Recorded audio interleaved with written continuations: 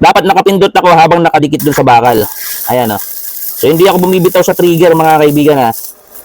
Pagka bumitaw ako sa trigger, mag-i-stop yung pag-welding. Ayan, oh. Ganda, oh. Talaga nag-iiwan ng bakal dun sa bakal. Makakapag-welding talaga kayo sa mga maninipis o kaya makakapal na bakal. 6,000 pesos lang, cash on delivery, kahit sa ang dako ng Pilipinas. Kung alam nyo yung MIG welding, ginagamitan na yun ng gas o kaya argon. Pero alam nyo ba na meron na po tayong machine, parang MIG welding, pero hindi na ginagamitan ng gas? Yes, eto, nasa harapan nyo na po. Ang tawag po dito ay flux cord welding machine. Ang gamit na lang flux cord, hindi na po sa ginagamitan ng gas. Direct na po kayong makakapag-welding. Basta ang gamit nyo, flux cord wire. So eto po yun, oh. Pipindutin ko lang po dito yan. Lalabas na po yung pinaka-bala niya. Para po siyang glue gun, mga kaibigan. So pagka medyo humaba na ganyan, pwede nyo pong i-unroll para umikli po ito. Order po ito ni Sir Regino Pamina from Aklan. Testingin natin para hindi tayo makapagpadala ng defective sa kanya.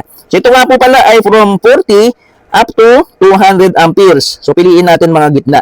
Tapos ang gagawin natin, pipindutin ko lang to. Tapos